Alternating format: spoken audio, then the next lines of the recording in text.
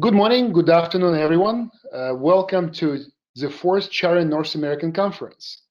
This time around, it's a virtual event. So before we start our program today, I would like to welcome you and inform you of a few housekeeping rules. Next slide, please. So since this is a virtual event, we will need to observe appropriate social distancing, which I think is okay, done by all of the wonderful technology in our hands. But also would like to ask you to follow the simple rules. First of all, type in your name and your company name so you know we know who you are and we know that you have attended our event. Please mute yourself when you're not talking, and that applies to all of the participants until we start Q&A session. We will be muting everybody until we have a Q&A and there is an opportunity to ask questions. And also, please remember that when you're not presenting, please switch off your camera. When you start asking a question, you have two options. The preferred one is certainly to do it through the chat window.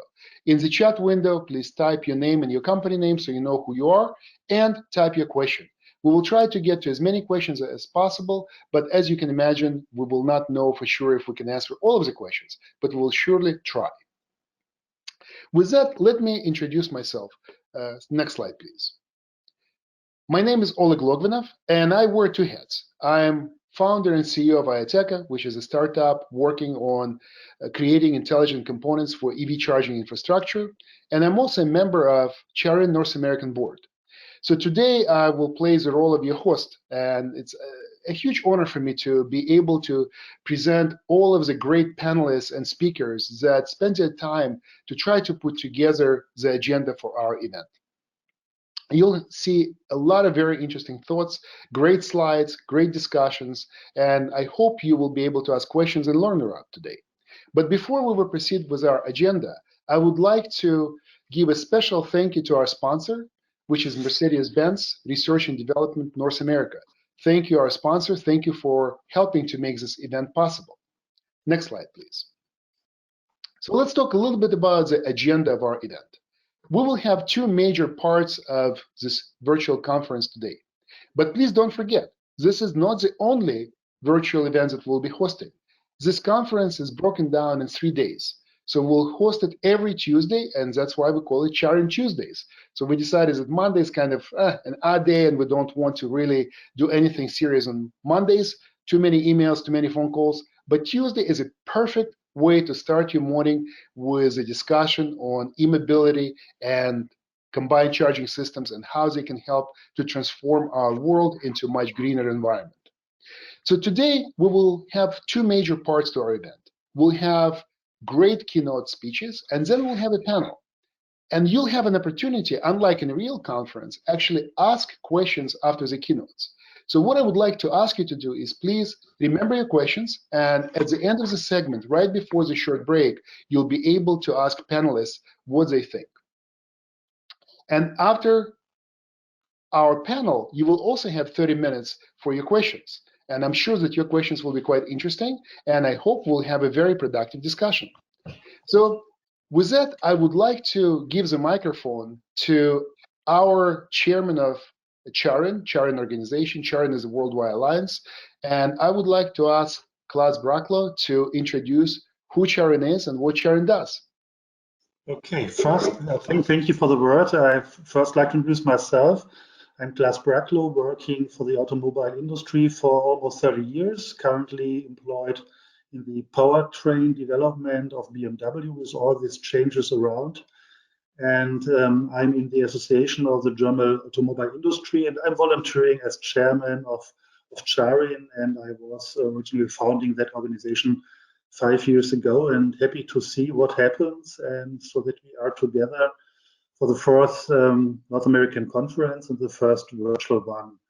Warm welcome to the organizers, panelists, preparators, participants. So thank you for calling in. So I got the signal that we have more than 200 participants, and as we increase, as Corona is growing, so we'll have 400 at the next conference. Today, I would like to start with the next slide and the overall picture. So where are we? And everybody knows, so the world is still facing more and more environmental challenges. So even if we have Corona times, so there is no significant change in subject already exists for many years. So we have these increasing CO2 emissions issues with this impact on climate change. We have these warm summers in Europe. So we have burning forests in Australia and California. But what we could recognize for what happens if we reduce pollution, dust, and CO2 during the Corona crisis. So there is a significant impact. And the EVs will be playing a major part in the solution, assuming, and that is a major point, that mobility is still the driving factor of society's development. And for that, CharIN and the combined charging system, CCS, is the enabler to map those targets from CO2 reduction to technology on the other hand, and put some figures together. That was the early 2020 years perspective on number of xEV, and we call plug-ins together with the pure electrical, and expecting still 40 million cars on European streets for 2030. And so the rough calculation, if we are going to the three parts of the world, having 40 million in the States, in Europe, and in China, so that is much more than 100 million vehicles on the streets, which have to be powered. If we come to the states and facts on the next slide, so it's obvious so that we have the great potential to reduce the CO2 impact of cars by 50% if you're looking wheel to wheel or end to end or however is mentioned. And those opportunities by electric vehicles are perfectly fitting to the demands of the regulators. And so I'm calling from Berlin, and that is somehow in Europe somewhere. And we have to achieve our 37% CO2 targets for 2030, and combining that with technology. So we are almost good on the way. So for us, the transformation has already started, and the CharIN Alliance, which is 5 years on the market, can help to bridge the gap between regulation and technology. If we have a look on the figures of charging infrastructure in the United States, it's quite promising. We are going to a 6-digit number of chargers, and we are seeing the combined charging system. Even if Tesla is ahead of that game, is getting significant increase, and so we are currently at a 60% level of having CCS charging system in the market. That is one message. The other is so that we are seeking to have the high-power charging, and we call high-power charging from 150 kilowatts onwards, and that is penetrating the market. And so that means two trends. One is the rollout of combined charging system. There is no new technology showing up, and on the other hand, the high power charging is coming because that covers perfectly the customer needs. And to be honest, we did not expect that when we started with electromobility, and currently it's so-called state of the art. If we go to the European market, that is almost comparable, but with a very high dominance of the combined charging system, as Tesla with the Model 3 is following the EU targets. And further growth for Europe is expected by the manufacturing of Tesla close to Berlin, so that is 50 miles from my home away, and that will bring significant added volumes to the European market, and that means the European infrastructure is almost done. If we come to the xEV sales 2019, so we had almost around 320,000 units in the States, 560,000 in Europe, and 1.2 million in China. And so that was an overall volume of 2 million units per year last year.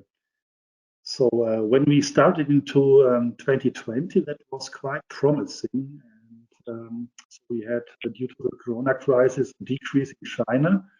And so we have not seen any Chinese car among the top 10 registrations. So the leaders so far has been Tesla, the Renault Zoe, the Leaf, and the Golf. And putting that into the overall car registration, so purely or only in Germany, we came to a close 10% digit in registration in Germany, and the overall European percentage was 7.5, and that means so we are out of the shoes of having 1% or 2%, coming to a two-digit number. When we looking to the market growth on the next slide, that is mainly for Europe, but in principle that shows us the development of charging technology. So it's again, we see the high power charging not only on the charging infrastructure, but also in new car registrations, and there's a bunch coming out over the next years to cover that opportunities, and that is the SAN-EC charging infra together with car registrations. That fits much well. What we see is that CHAdeMO is almost completely disappearing from Europe, and so for years there's no new model coming up to the European market with CHAdeMO, and so that is all due to regulation in Europe makes it easy for the industry to adopt to the right technology, and everybody's happy to share one technology and not share between different ones. And so we are happy to have Tesla joining that CCS market on top of the 150 kilowatts. So we are in CharIN active on megawatt charging for the truck, aviation, and ship industry. And that is, again, there seems to be no limit in I would like to come over to some Corona effects. And so what happens in Europe? So we have the European recovery or green recovery, or so they call it currently economic recovery. And everything is going together with infrastructure. It's infrastructure that is typically of economic programs, giving employment to many people. That is investment into the future. And in former times, so we build it channels or autobahn routes, and the new equivalent is infrastructure. And so we are very promising, looking forward to get a big bunch of these budgets in numbers of hundreds of millions of dollars, euros. So we are all happy to participate. On the other aspect, so we see that typically innovation in crisis times leads to success after the crisis, and that is the benefit of electromobility, because that is innovation pure, and so we are all on the right track. So if we come to so that is EU incentives are going to green technology. The automobile industry in Europe is totally committed on achieving the targets. So there's no tendency so that we are using the opportunity to step back to traditional technologies. So we are all supporting that. The production of the Volkswagen ID already started beginning that week. For BMW, all the component production facilities has been in operation for the last weeks, and that is just starting their end manufacturing. And if we are looking to China, so they already started their almost operation as they did before, and so they are showing us how to come back to standard manufacturing. On the next slide, just an outlook on the CharIN activities, because I'm the chairman, I have to promote it a bit. So we have a pretty nice growth over the last 5 years with almost around 200 members.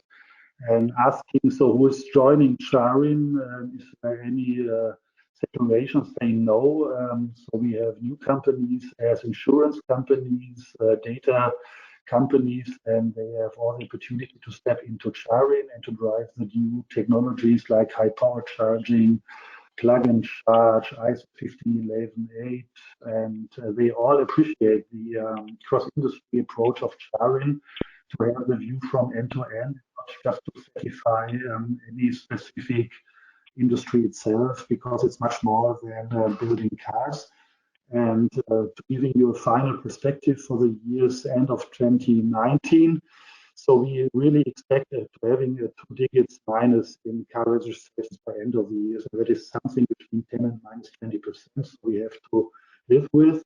But to end positive, so it has an impact on the market share of electric cars, because if they're suffering on ICE cars and expecting to have the EVs successful as they have been up to now, so the market share percentage is increasing faster than we expected before.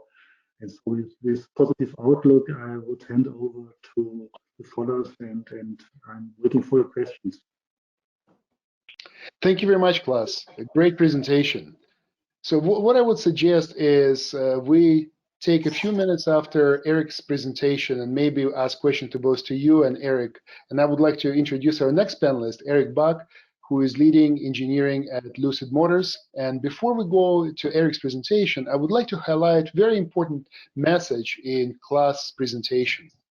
If you look at where we are today as worldwide, I think it's probably true to say is that as a humanity, we're facing a challenge that we have never faced before. And what is unique about this challenge is we're facing it exactly the same everywhere around the globe. There is no single country that you can find today that is not working towards conquering and defeating this COVID-19 disease and coronavirus associated with it. I think it's a great opportunity for us as humanity to learn how we can conquer other challenges and maybe to build a bridge to the future that is greener and cleaner than the ones that we have today. And I hope that today's event is a great platform for us to discuss and brainstorm. How can we do it together? How can we learn as a humanity how to work together? CharIN has been working as an organization for the last 5 years to foster the adoption of electric mobility, to foster the adoption of green technologies. A big component in the development of economies of scale is interoperability.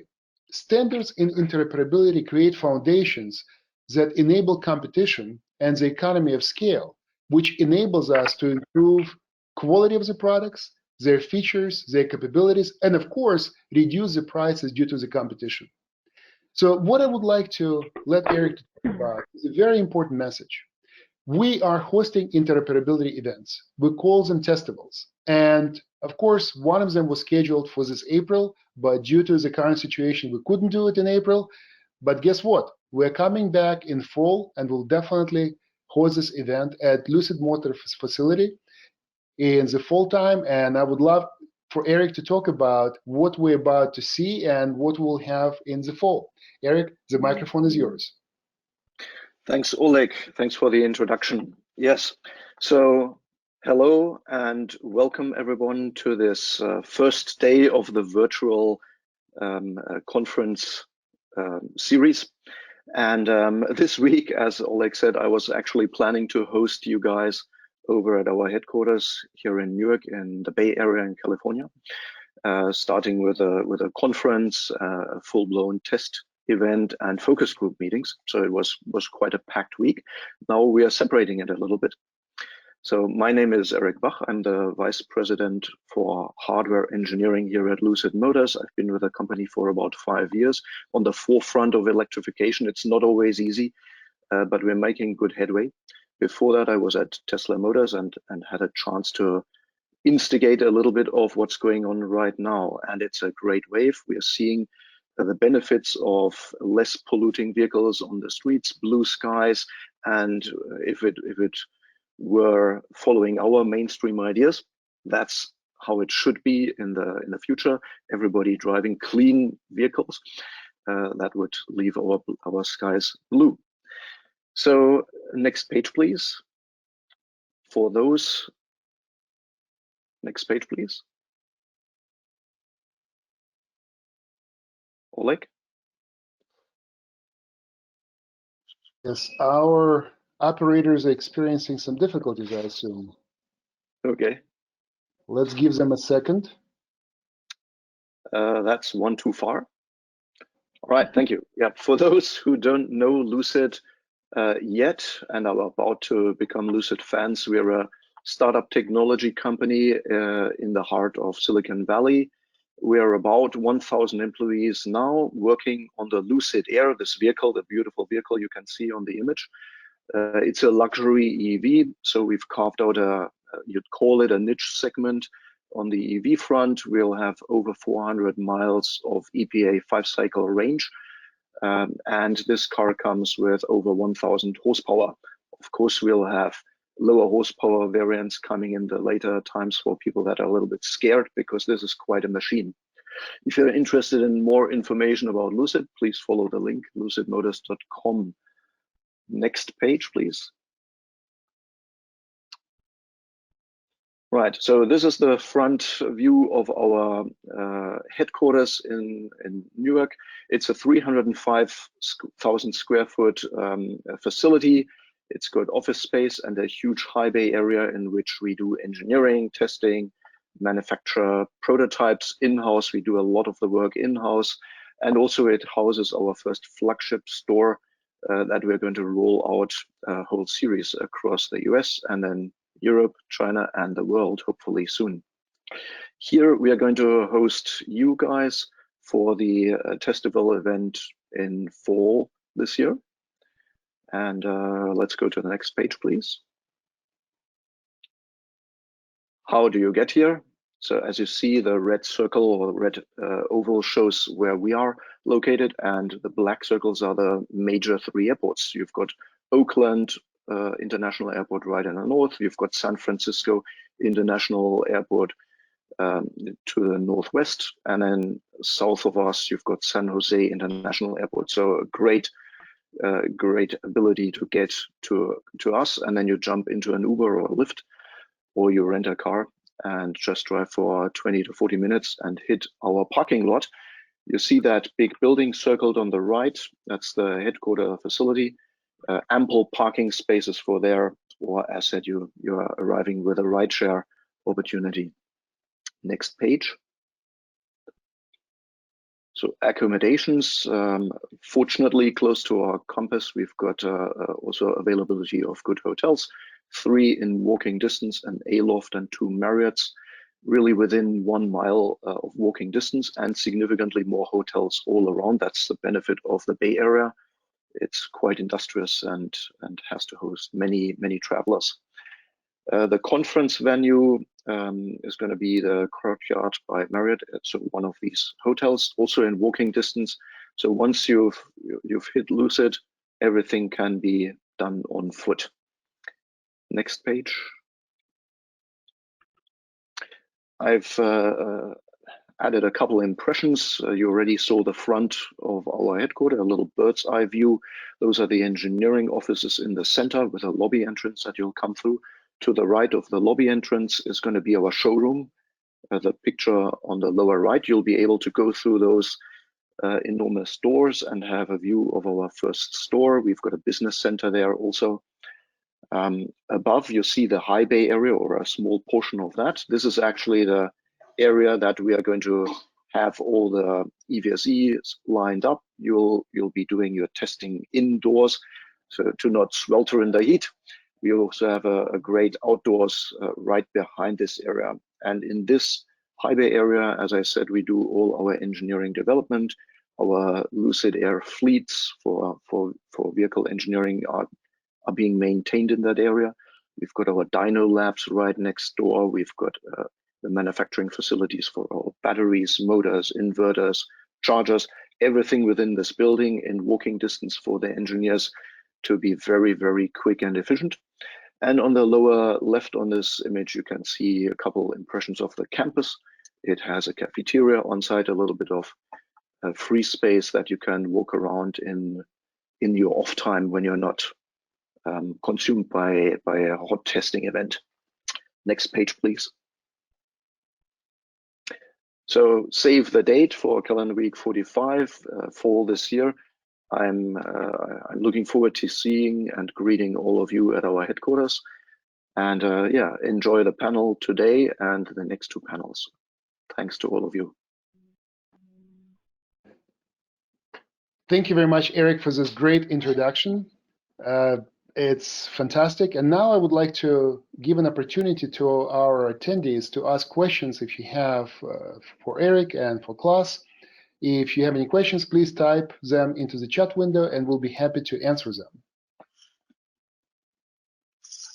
And if not, I would like to ask a very important question to you, Eric. So Lucid is going, I would say, a pretty lengthy way to host a festival. It's not that easy. It takes a lot of effort, a lot of planning, and it's a big contribution from a single company to provide facilities for such event. Do you see that as a great investment into interoperability, and what do you see as an importance of interoperability for your business? So absolutely. So I was very glad when I heard that you're looking for venues, and I was able to make the commitment for hosting this event because Silicon Valley is where a lot of this electrification is happening. We want to be one of the true leaders in electrification and want to show that, of course, to all the constituents, all the stakeholders in this game from other OEMs, which could be long-term partnerships in the future, to all the EVSE providers, all the people that are involved in electromobility. This is a big mission that we all have. It's not purely about competition. We really want to change the world. We're a niche player, I've said that already. So we're not trying to take over everybody's stake, but we're trying to make a significant impact and show that electrification can be so much more pleasant and give you a better experience in the time ahead. Why bring everybody on site? It's of course also of our interest to get all the EVSEs on site, and we can also utilize that opportunity for very condensed testing, show off our charging hardware, understand how it will work in the future in the rollouts. And we are also working on bi-directional charging. That's very dear to our heart. Bi-directional charging, we think, has a huge opportunity in the future. Peak shaving, time of use optimization from a customer value, but there's also an aspect for small and mid-sized businesses that we are going to explore in the next panel that we'll be talking on May 12th. Excellent, excellent. This is a great answer, and I would like to underscore what you just said. V2G panel will take place on May 12th, and I would recommend for everybody to dial in because we're going to be actually showing you what the future will look like and what opportunities are there. We have to keep in mind, electric vehicle is something that is creating a brand new infrastructure.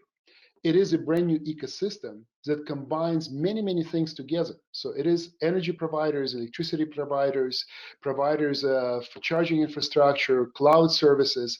Electric vehicle probably as much as about big data as it is about driving.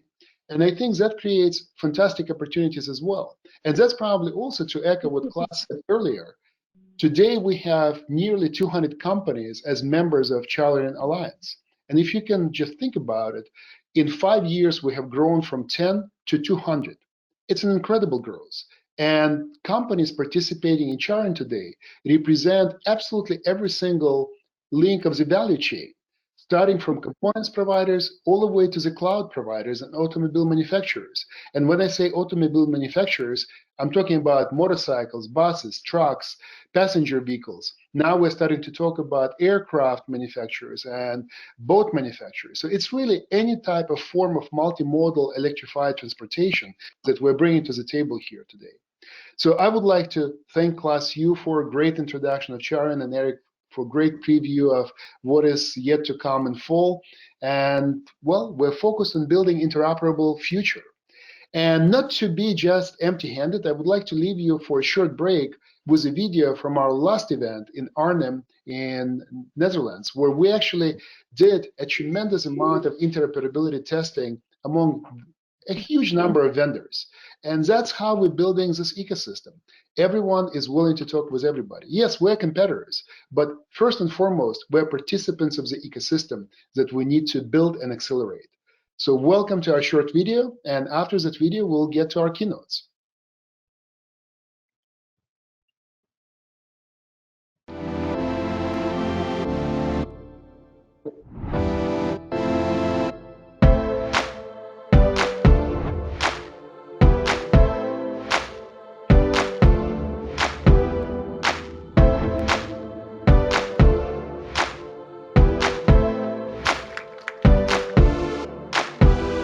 DEKRA is the sponsor of this CharIN festival. We are expecting a bigger number of electric vehicles available for the consumers to buy. The CharIN festival is really about giving e-mobility an opportunity to grow. Available for consumers to buy.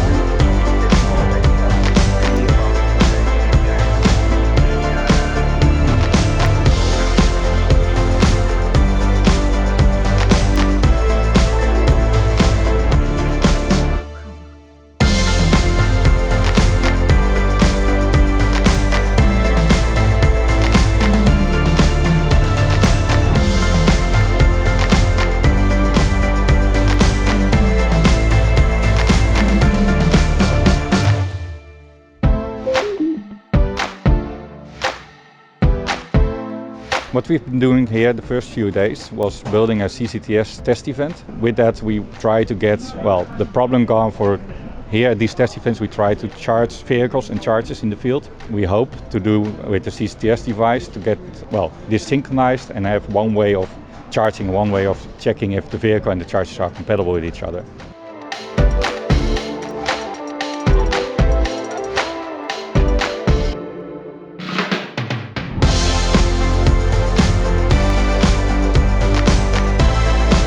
General topic is what we have also heard today in this conference is HPCCV, so the high power charging for commercial vehicles. We plan to have also again a test event in Europe next year in the fall time. So that's not announced yet, but we will announce that latest in May next year with the test event in North America.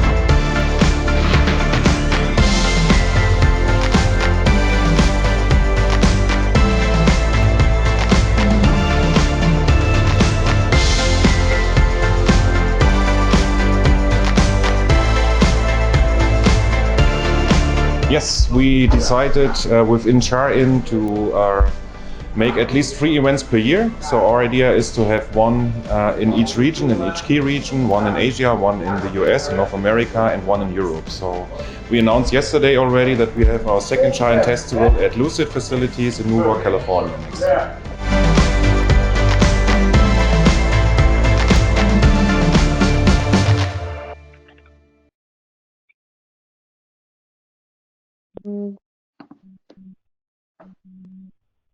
I hope you had a chance to enjoy a short video introduction. And as you could already see from this video introduction, it's not only about vehicles, it's about passenger cars, it's about aircraft, it's about motorcycles, buses, trucks, just about any form of the electrified transportation.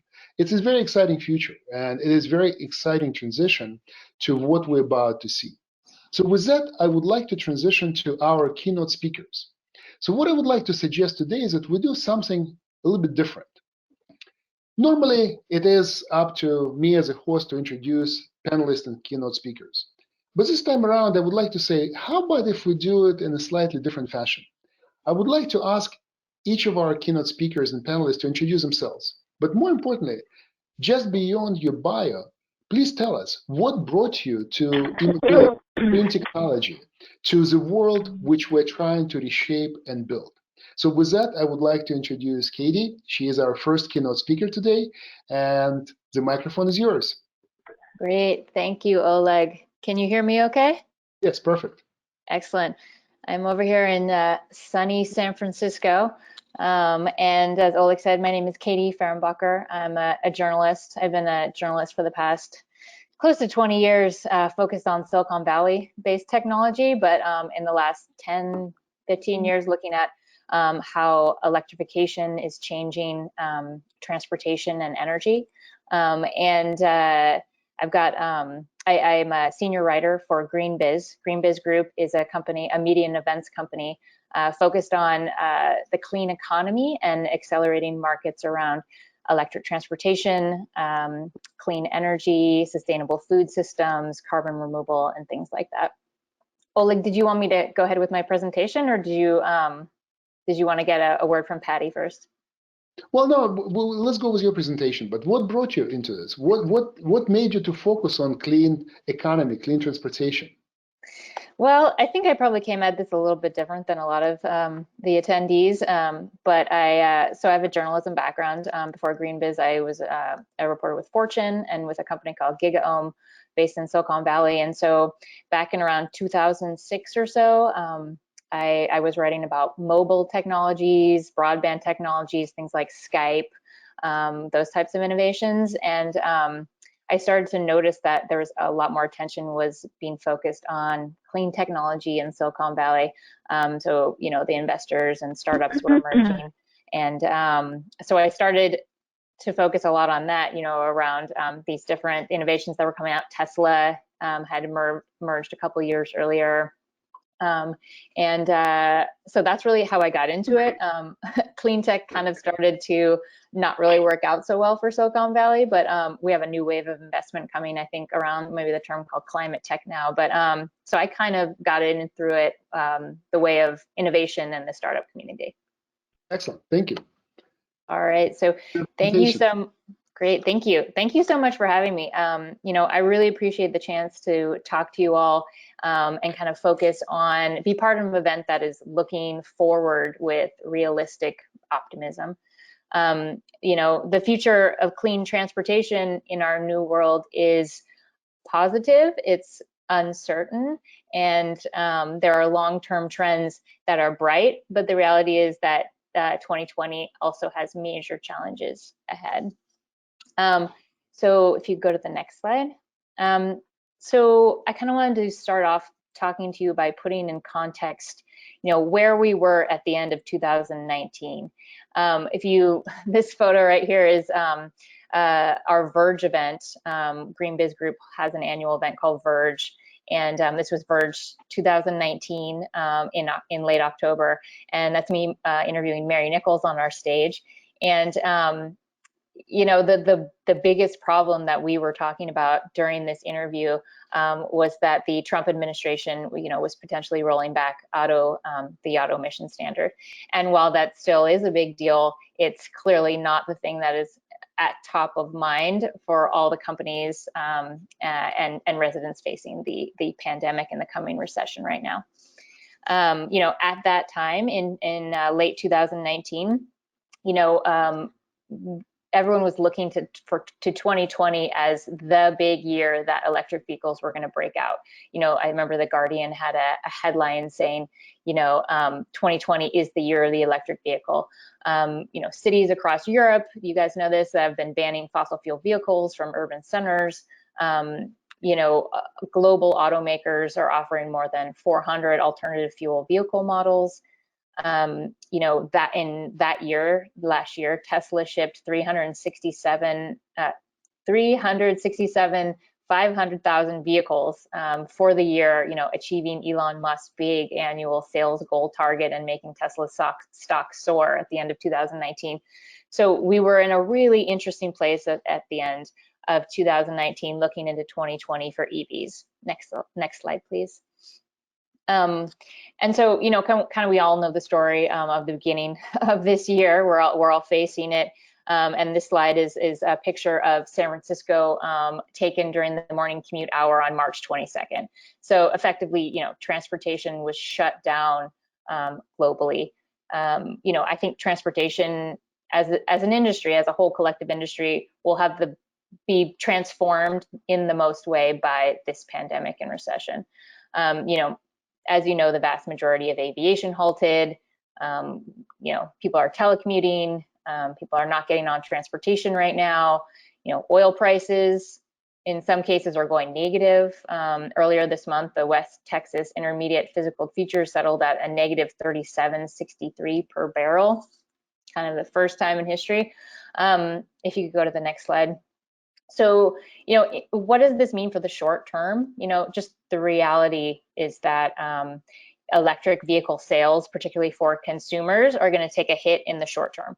So, this year, Wood Mackenzie is predicting that that there'll be a considerable drop in electric vehicle sales by potentially 43% globally. So, close to half of the electric vehicle sales, there'll be a drop by close to half. So, that's, it's grim, it's worrisome, but that's only the short term. I think it's important to look at the longer term effects and the trends that are driving the electrification of transportation. Next slide, please. So if you look at the longer term effect, the longer estimate and prediction, it looks a lot better. You guys know this slide, the VW factory. So the economics moving towards electrification have been happening for a decade, and just look at the price of lithium-ion battery packs. They fell 87% between 2010 and 2019, and are expected to continue to fall below $100 per kilowatt hour by 2024. That's from Bloomberg New Energy Finance. So, and those cost reductions are thanks to really big, large manufacturing plants, new battery chemistries that are being introduced, new manufacturing efficiencies, and fierce industry competition by the battery makers. And that is not something that's just going to go away or evaporate. That is a long-term trend pushing towards electrification of transportation going mainstream. This is a picture of VW's factory. So, automakers have already invested more than $140 billion into electrification through capital costs.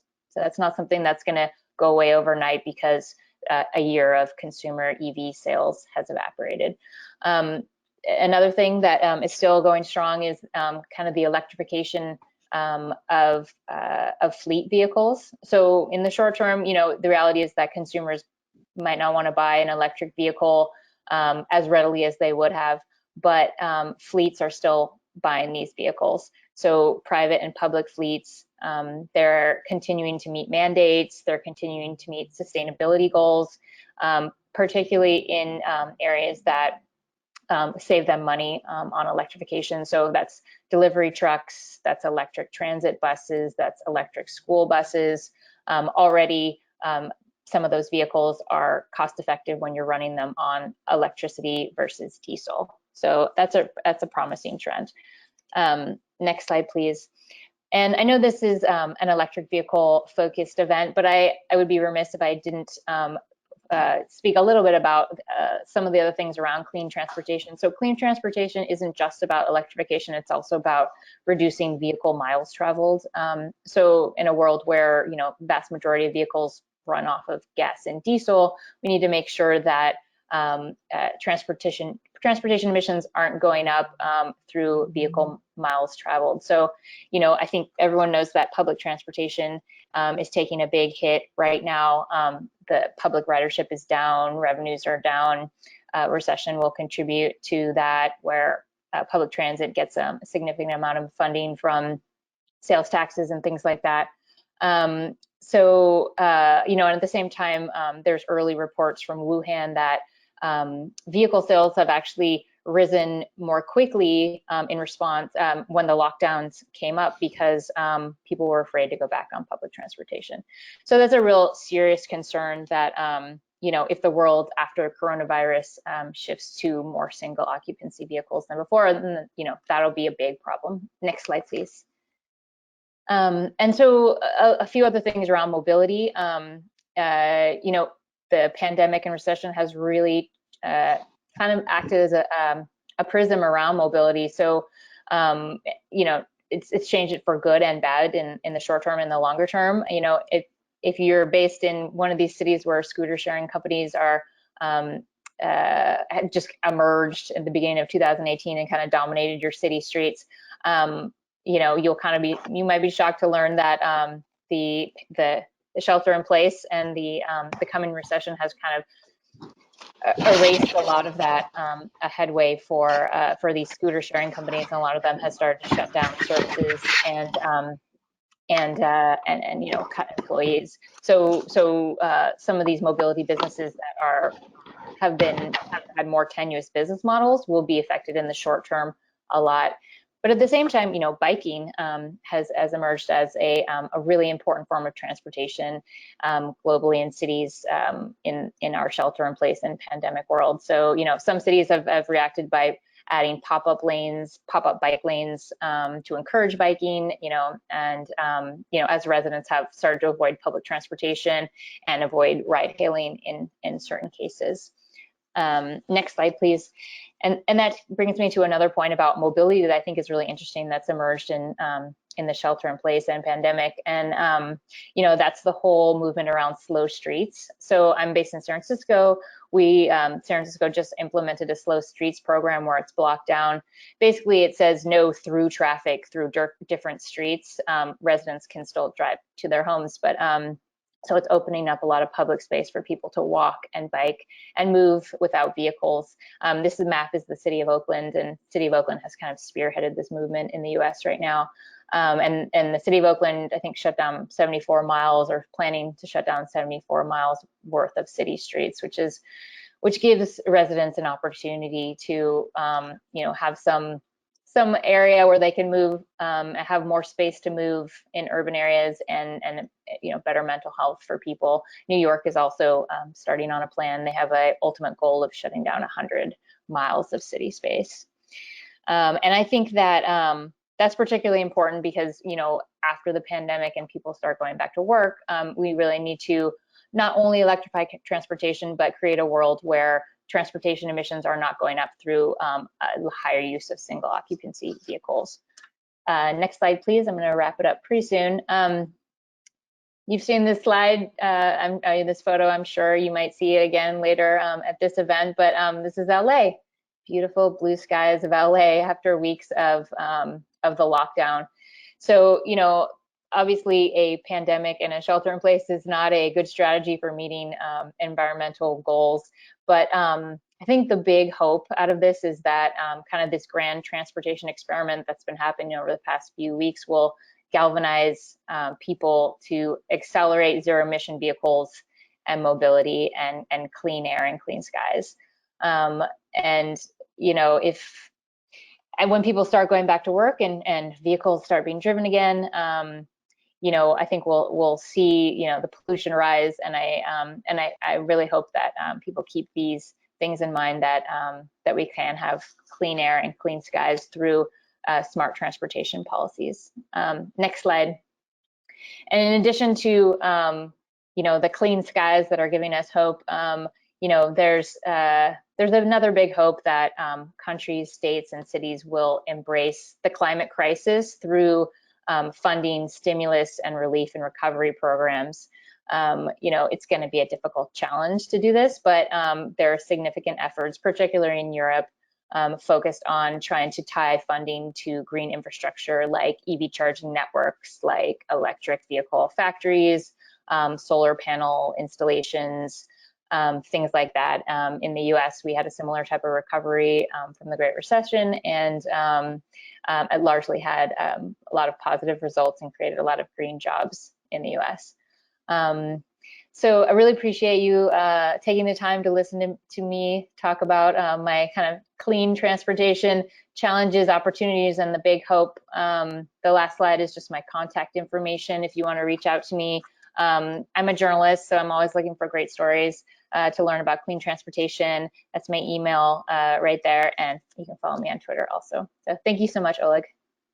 Thank you, Katie, and please stay online, so we'll have some questions at the end of the keynote speeches. And thank you for your presentation, very insightful, and hopefully maybe today's conversation will become another story for you to write about. So let's keep our fingers crossed. Thank you. Thank you. So with that, I would like to welcome Patty to our event, and I would like to ask you to do the same. Introduce yourself and also talk about what brought you to the world of clean energy, clean technology, clean mobility. Welcome, Patty. Thank you, Oleg. It's great to be here. Well, I am a new commissioner at the California Energy Commission. I've been here about 1 year, and but I've been working on clean transportation for most of my career, so over 20 years. And I originally got involved with transportation because I cared about air quality and really focused early in my career on reducing diesel pollution, harmful soot in particular. And I worked at the Union of Concerned Scientists as the director of their California office and the deputy director of their National Clean Vehicles Program, so I had 2 hats. And then I moved to a foundation, the Energy Foundation, where I worked both in the US and China on clean transportation. And we had a China office, and I had the privilege of helping them write their strategies on electric transportation. And I remember at the time thinking, this is crazy. They're talking about leapfrogging over internal combustion engines and just going right into electric vehicles. And I didn't think they could do it. And they proved me wrong. So, but I really was motivated to come to California because I feel like transportation is our #1 challenge and our #1 opportunity, and especially around the electrification of transportation. And I felt like if we can't do this right in California, we can't do it right anywhere in the world. And so I was extremely excited when Governor Newsom appointed me to the Energy Commission. I'm the lead for transportation. And I got to say, like, this moment in transportation, I mean, absent the COVID crisis, that's, I think, as Katie said, throwing a wrinkle in some of our near-term plans for transportation electrification, but it has not altered at all our long-term commitment to transportation electrification. So I'm excited to dive into my talk and share a little bit about our perspective here in California. And I want to say most of what I'm going to talk about is with a pre-COVID lens, but I'll spend a little bit of time at the very end talking about how COVID-19 is affecting our strategy. Well, thank you and welcome. The microphone is yours. Thank you. Thank you. Well, so actually, I've already said a little bit about myself. Why don't we move to the next slide? Let me just tell you a little bit about the Energy Commission. I don't know if everybody knows what it is, but we were established in the mid-1970s as a response to the oil crisis. And we are the state's primary energy policy and planning agency. Our primary goal is to promote a clean, affordable, and reliable energy supply for all Californians. So we want to make sure that we're really attentive to equity and that this is not just about wealthy people, but for everyone, and especially disadvantaged communities. Next slide, please. We have 8 primary functions. I'm going to go through these really quickly. First, we advance state energy policy. We're currently leading a cross-agency effort to explore how we're going to achieve a 100% zero carbon grid by 2045. Second is we invest in energy innovation. We give out over $130 million annually for R&D on next generation clean energy technologies that help reduce rates and protect the grid. Third, we advance renewable energy, including developing and mandating programs and providing incentives and grants for renewable energy. Fourth, we help the state prepare for energy emergencies, like we're in now, actually. Fifth, we advance energy efficiency, and this includes passing standards that make appliances and light bulbs more efficient. sixth, and this is the area that I focus on. We're helping to transform transportation. We give out over $100 million per year, about $100 million per year on this, and I'll talk more about some of the investments we're making in that space. Next, we oversee energy infrastructure. And finally, we collaborate with governments across the world and actually with other states to make sure that we're working together to learn from each other. Next slide, please. So I want to emphasize that we're not the only ones in the, excuse me, in the state of California. Let me drink something. Excuse me. So we have three sister agencies that we work very closely with. The first is the Public Utilities Commission, and they regulate the three big investor-owned utilities in the state. The second is the California Independent System Operator, which oversees the state's bulk electric power system, transmission lines, and the electricity market generally. And the third is the Air Resources Board. That's the state lead energy for climate and clean air. When it comes to sort of where the boundaries between the Air Resources Board and the CEC lie, the Air Resources Board is focused on vehicles and vehicle standards. The Energy Commission is focused more on the connection of those vehicles to the grid or to the power system. And the state, we're particularly interested in making sure that electric vehicles are good for the grid and help us integrate more renewable energy. So a little just like touting how cool California is. So we're the fifth largest economy in the world. If we were a country, we would fall right after Germany in terms of GDP. And compared to the U.S. as a whole, we've seen a big increase in our GDP growth since 2000, some of it driven by clean transportation. Next slide, please. So Californians, in part because of some of the standards that we pass and the standards from the Public Utilities Commission on the IOUs, we use half the electricity of the rest of the United States. And that's something we're really proud of. And that's something we want to see actually replicated in transportation. Next slide, please. So we've got a lot of really strong policies on clean air and climate. One of the policies we're most proud of in the state is that we have a requirement that our grid be 100% clean, zero carbon by 2045. And we're making, good progress towards achieving that goal. And this commitment to a clean electric grid gives us confidence that as we electrify transportation, we're also going to be zeroing out life cycle emissions from the vehicles that are plugged into that grid by 2045. In addition to California's requirement to zero out carbon, we also have a goal of reaching a carbon neutral economy by 2045. So that means when you add up all the carbon sinks and the carbon sources, there's going to be overall zero carbon from the entire economy. So California's commitment to clean energy means that we also have a lot more clean energy jobs than anywhere in the country. We have in the state 5 times more clean energy jobs than fossil fuel jobs. About 40% of all the solar jobs in the country are here in California, and we have about 500,000 jobs in the clean energy system in the industry as of 2018. Next slide, please. So as I said before, the reason I was really motivated to come to California is because, well, both the challenge and the opportunity on transportation. It is hands down the biggest challenge we face in the state of California on climate. The pie chart on the left represents all of California's global warming pollution, and the orange slices are the transportation-related slices. So about 40% of all global warming pollution comes from the tailpipe of vehicles.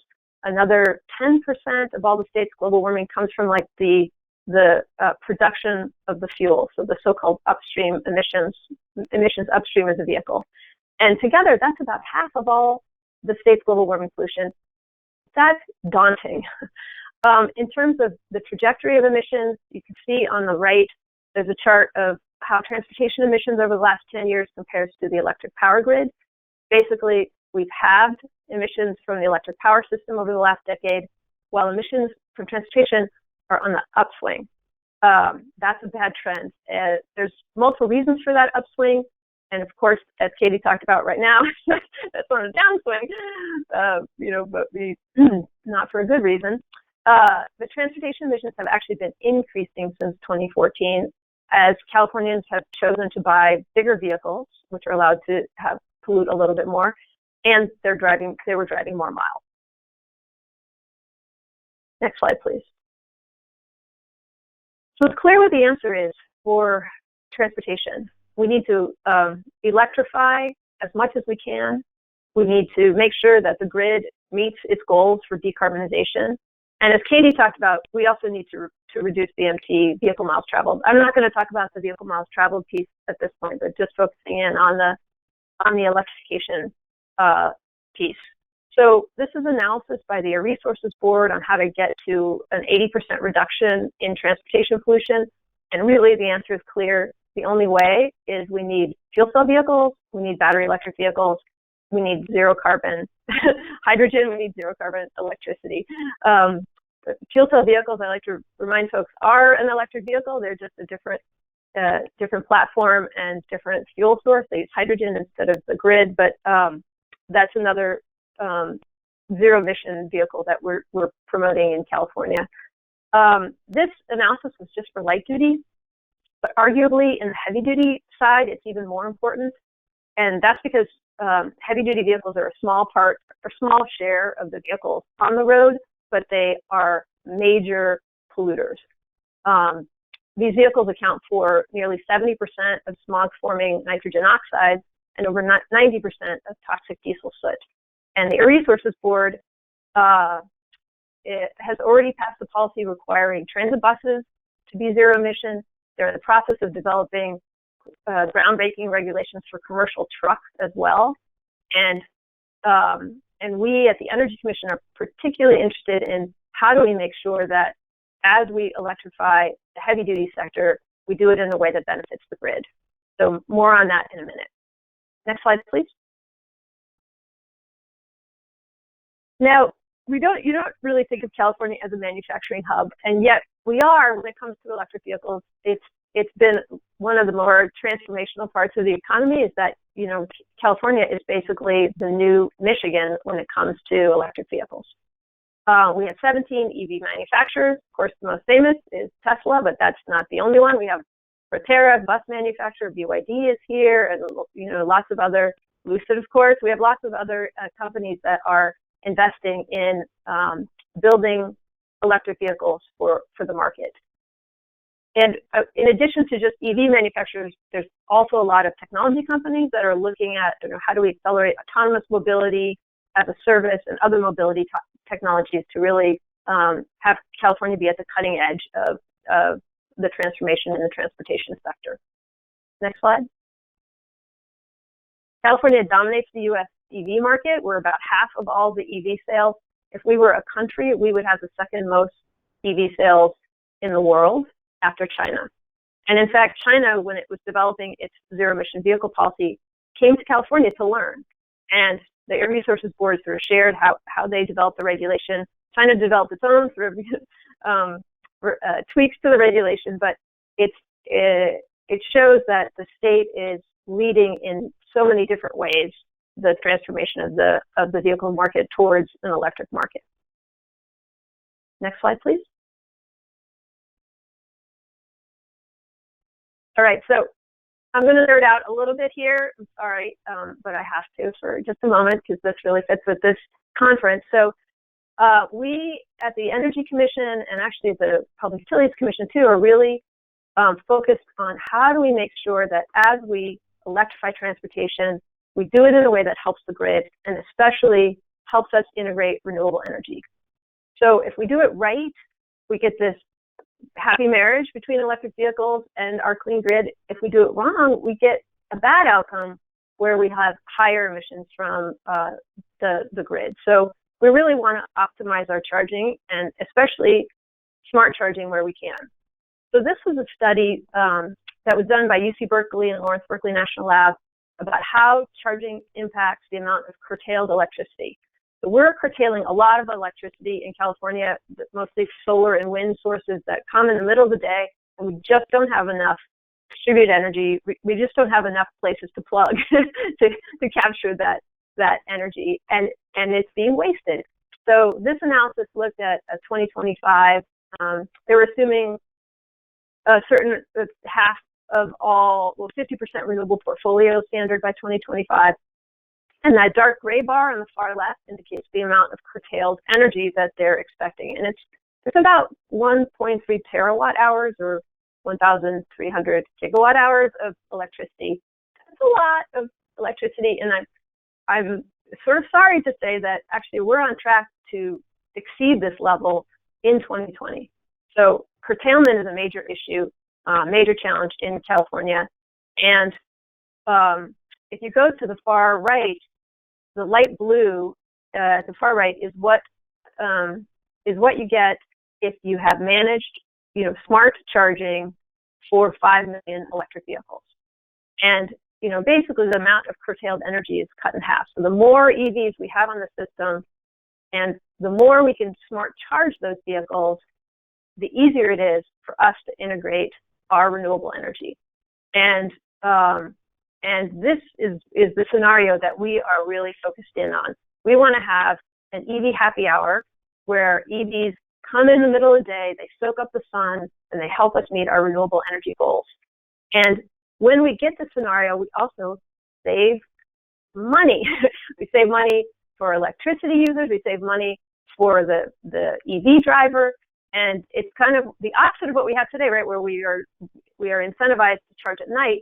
We want to incentivize behavior to charge when we have excess energy from renewable sources. Next slide.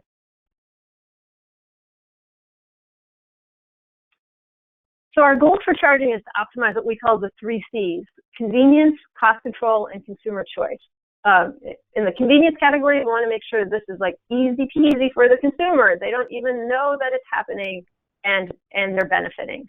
On cost control, we want to make sure that EVs assist in grid and renewables management and reduce fuel costs for the drivers. On the customer choice side, we want to make sure that there are standardized open charging systems that ensure easy access in a competitive, innovative market. So how do we get these 3 C's? Interoperability. That's the key. We need standardized devices that interact with each other and make the customer experience seamless and easy. Next slide. And some of the ways we do this is through just the nuts and bolts of codes and standards. That's really essential to have interoperable electric vehicles, charging equipment, and communication networks. And this is going to provide industry with predictable investment requirements and support the scale up of durable infrastructure. This is the type of charging ecosystem that we are very invested in at the Energy Commission. Next slide, please. So just a few of the investments we're making. On the left, this was a study that was done in San Diego Gas and Electric, together with ChargePoint. We're looking at could you send customers signals to charge at the right time of day? And they found that yes, you can. There's some challenges, there's some barriers, but basically, real-time signals allow drivers to either opt in or shift their charging load, responding to the signals by the utility. And this points to the opportunity to save, to basically have that happy marriage between EVs and the grid. The far right is we've invested at the Energy Commission in school buses that have vehicle-to-grid capability, and we're really excited about this because school buses maybe have the best duty cycle to be able to the best charging cycle, to capitalize on vehicle-to-grid. So they're driven in the morning, they're driven in the afternoon, middle of the day. Often there's time for them to charge when we have excess renewables on the grid. In addition, in the summer, if they're sitting idle, that's a huge grid resource. And so we're investing through our R&D funds and trying to figure out how to capitalize on that. And so school districts that are cash strapped can get money from charging their school buses at the right time of day. So more to come once we have some data to share. Next slide, please. So we're partnering with CharIN to pull together a task force for high power charging for commercial vehicles. And this is to evaluate the performance of prototype connector hardware from our industry partners. This is, truly a collaboration, and industry is involved in this as well. And what we are really trying to achieve in this is a homogeneous charging environment for the heavy duty world. So we're very optimistic that we'll be able to, that CharIN and its partners will be able to accomplish this. Next slide, please. So a heads up that we're going to be publishing a vehicle grid integration roadmap in the summer of 2020.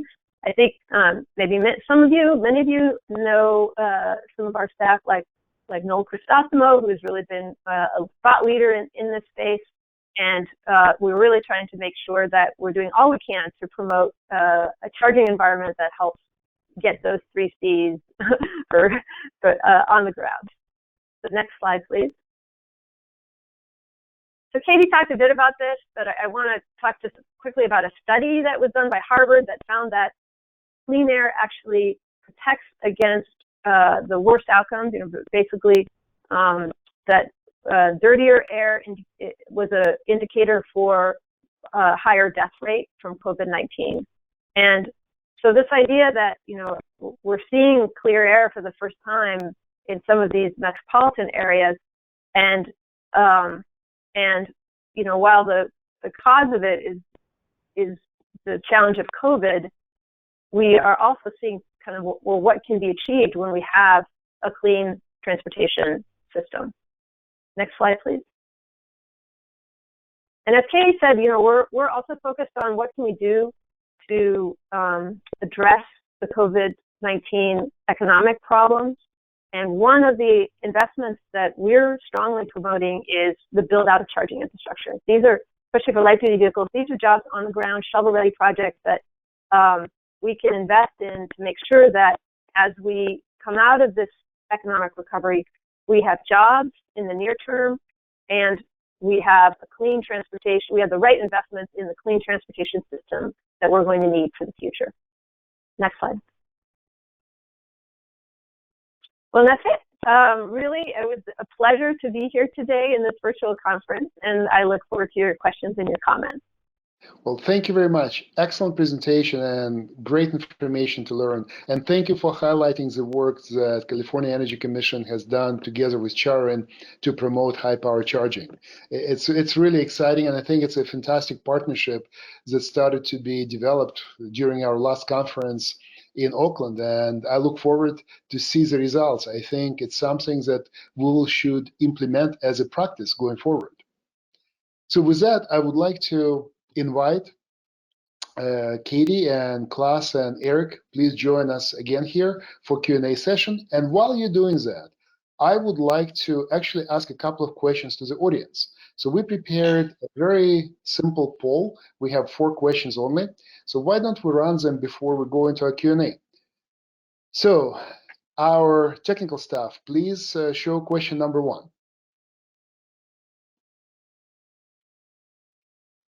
So the first question is, do you drive an EV? So every participant, please answer this question, and we will see how our audience is doing today. Have you already electrified or waiting to do so? We'll give it a couple of minutes, and right after that, we'll say what the result is.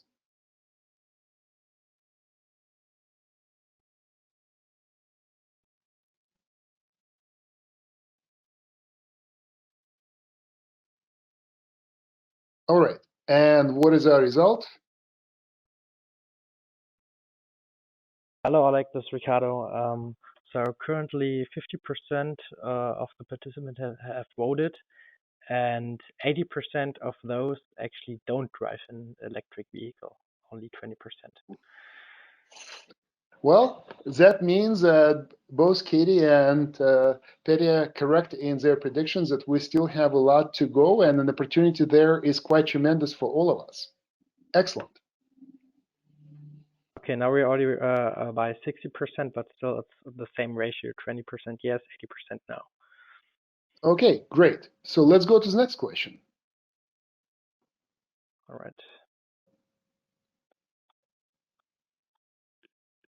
We would like to know which link of this value chain you represent. So if you have an opportunity to let us know, please answer this question.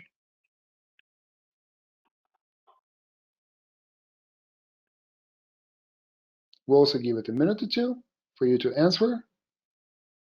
And Ricardo, as soon as you see 50%, please let us know what the answer is. Oh, we're already by 50%, but maybe we can wait a little bit longer because it's increasing. Let's wait another minute.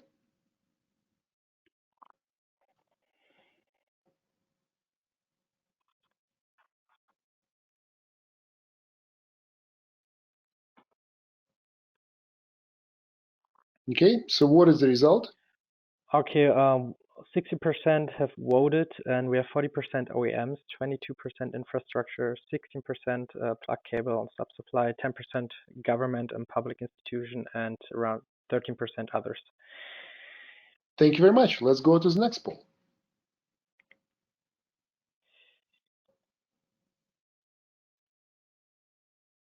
Do you know what Wi-Fi is? And Ricardo, please, as soon as you see 50%, let us know. I already see a tendency here. So we have 60% and 98% voted with yes. Excellent. So let's go to the next question. Just remember the answer to this one. 98% of our attendees know what Wi-Fi is. So the next question is, do you know what home RF is? And Ricardo, you know the drill. Yeah.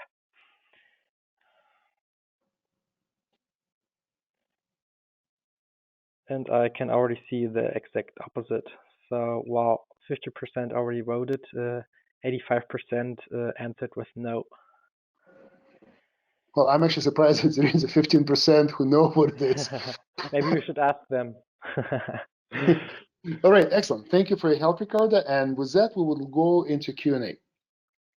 And actually, there is a reason for the question why I ask, do you know what home RF is and what Wi-Fi is? One of our attendees asked the question, how do we feel about recent announcements of CharIN? They announced their protocol 3.0 a few days ago. And what is a concern regarding global interoperability? So maybe I'll start. The reason for my home RF Wi-Fi question was very simple. At the beginning of wireless networking, there were many standards that were vying for global interoperability platform. And home RF actually was probably the most successful one at the time and the one that was invented very, very early. Wi-Fi was a later comer to the market. But guess what? Nobody remembers what home RF was. Home RF faded into oblivion because Wi-Fi became de facto standard of global interoperable world, and every one of our devices today, every cell phone, every mobile phone, every computer has Wi-Fi inside. So my prediction, we will see the same with combined charging system. Combined charging system is a relatively newcomer to the market, but I think the numbers and momentum indicates that it's getting adopted very, very quickly and is becoming a dominant standard in charging world. Klaus, I don't know if you would like to answer or add to this answer. Klaus, you're on mute. Klaus, you're muted.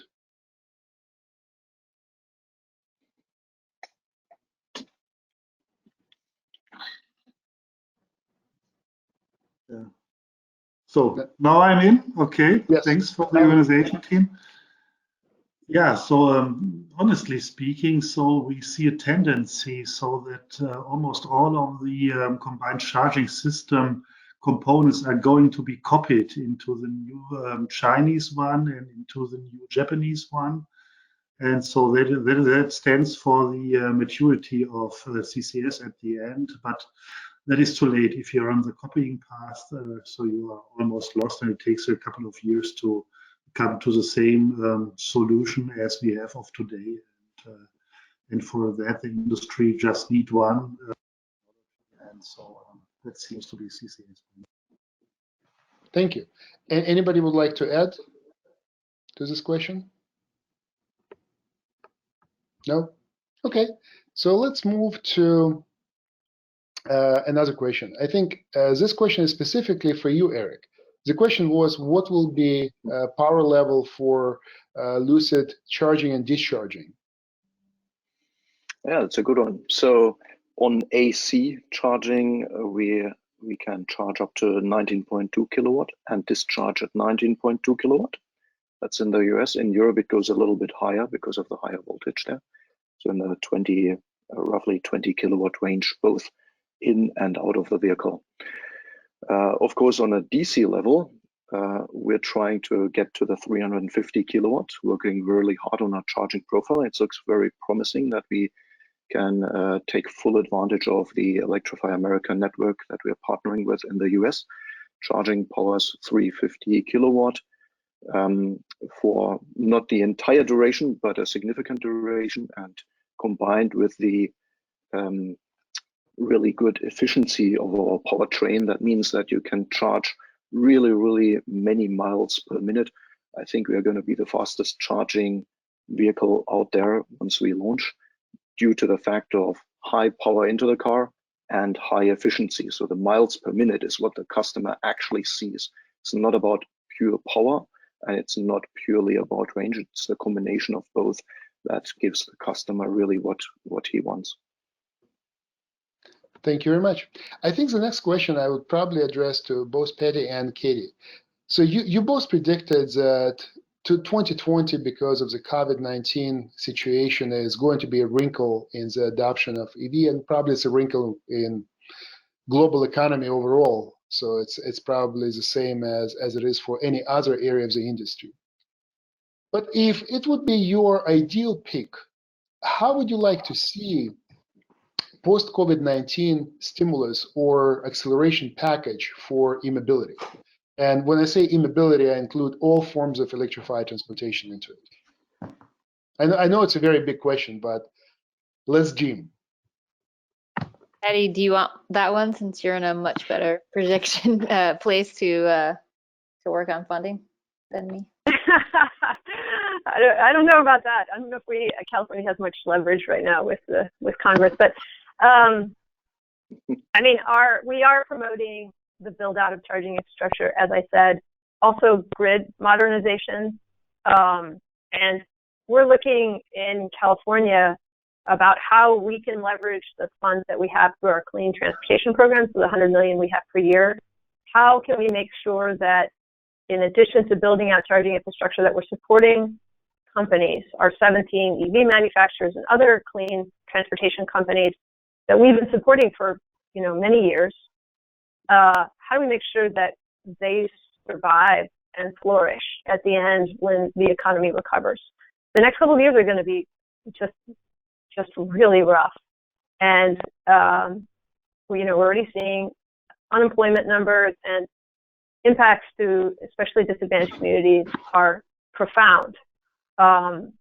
So I think we're going to be challenged in terms of the funding that's available for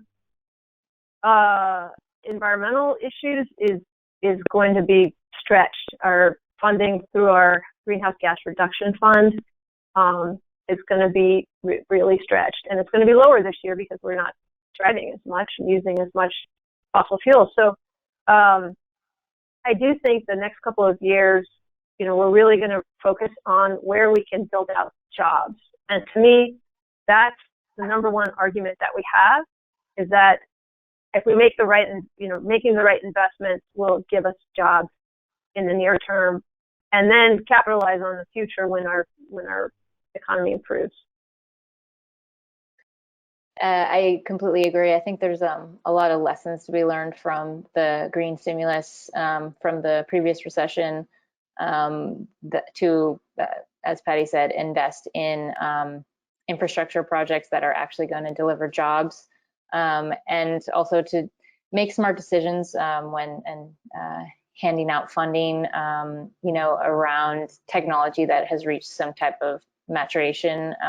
So avoid funding, early stage technologies with large grants that are supposed to create jobs, things like that. Factories that, have a higher chance of succeeding. I think we saw some missed opportunities and controversies in the green stimulus recovery, but a lot of things they did actually had a really great effect. So I think there's a lot of lessons to be learned from that as well. Well, thank you very much. I have another question from the audience, and we'll probably take the last question, and then we'll go into break. Where do we see the greatest challenge in bi-directional charging? Is it on the car side or the charger side, all-board charger side? Anybody would like to jump in? Eric, maybe good fit for you. I'm happy to jump into the vehicle side of things. I'm not necessarily a grid expert, but so on the vehicle side, it's really down to investing into the development of a bi-directional charger. And it can be done. It's actually not that hard. We've done it. We are very successfully testing our charging system. So you just need to put a little bit of attention to detail, a little bit of smarts into that box that you call charger, and then you can take advantage of the car. The next level then that you have to focus on is the communications and how to trigger the discharge event, obviously. That can be taken care of by the car. It can be taken care of by the EVSE. And then clearly the grid has to take it from there if we go to the aspirational goal of the V2G integration. As I said, in the fall, or actually in May on the 12th, we're going to highlight the benefits to small and medium-sized businesses, because I think that's a good stepping stone. So you come from your home where you potentially have a bi-directional charging scenario, but you're one single user. Typically, your car is outside the garage when your solar system is producing the sun. So that's not necessarily going to work out for everybody, but during daytime, you actually have your car parked at your business. And if you look at us, we're there for 10 or more hours every single day. So we can take a full bandwidth of that energy storage in the battery pack.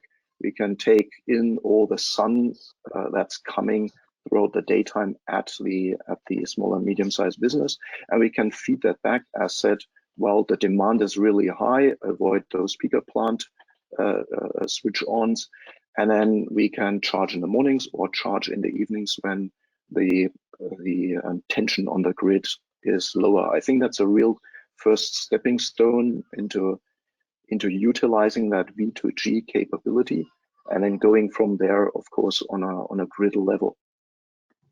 I would like to add that, if I'm allowed to, because I say that is not the challenge for the car and not for the EVSE. The challenge for the regulator and for our established technologists, and trying to keep their business up and ignore that bloody cars with these big batteries. And so that is the biggest challenge to us, to find the regulations to enable the customer to make use of that and to act as grid supporting and not as grid demanding. And so we see there are dynasties coming to the same marketplace. And so I would vote for the customer. And so that is the biggest challenge for me, to convince regulators to let them do what makes sense for environment and not what makes sense for the traditional industry to keep their business up. Can I just say one last thing too? Absolutely. Is that there's one last thing is that there's a distinction between the light duty vehicle market and the heavy duty vehicle market, where we're seeing, at least in the United States, the car manufacturers, the domestics, don't want to have V2G capability, and because of battery degradation issues, and they want to preserve the battery integrity as much as possible in the heavy duty space, and that's where we're worried about grid impact. The benefits of charging done right in the heavy duty space are tremendous, and the risks are really high. So that's why our investments in school buses kind of just like we're camel's nose under the tent. Can we demonstrate a value? Is that a way to address some of the demand charges that are being faced by heavy duty vehicles on the grid? So to me, that's the space that is the most vibrant, is the heavy duty side. Excellent, excellent. Well, thank you very much. I think we need to stop our Q&A session here. We have a lot more questions, and what I would like to do is probably we'll take those questions and apply them to subsequent panels. But at this point, I would like to thank you, all of our keynote speakers. Thank you very much for your contribution. Thank you very much for your insight and your vision. It is exciting to see that despite all of the interim troubles we're dealing with, the future is bright and the future is shining a very, very bright light on e-mobility. I look forward to building this future together. Thank you very much, and I look forward to our future collaboration. Now we'll break for a very short video break, and after this break, we'll start our panel discussion. Thank you very much again. Thank you for your contribution.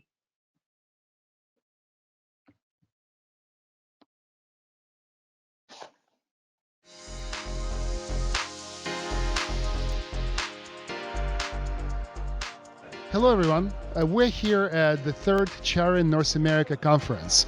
I'm proud to be the host of this event as a spokesperson for CharIN Alliance. And this event is particularly important to all of us because it's combined with a testing symposium, the place where we test interoperability of multiple cars, multiple chargers produced by many vendors. That type of interoperability is what allows consumers to have easily deployable, easily chargeable products. And that type of ease what makes a compelling buy. That's what eliminates the fear, where do I charge, how do I charge? It makes it simple. Today, we heard from many panelists, from many speakers, that type of ease of use and ease of deployment is exactly what creates scalable market. And collaboration with multiple stakeholders responsible for many aspects and many links of this value chain is what will drive the innovation, what will create the market of economy of scale and enable us to enjoy products that price competitively and at the same time deliver us a wide array of very valuable features. Enjoy this event, be a part of it, enjoy the conversation, and remember, combined charging system is about simplicity. It delivers AC and DC charging without you thinking about it. Just plug and charge.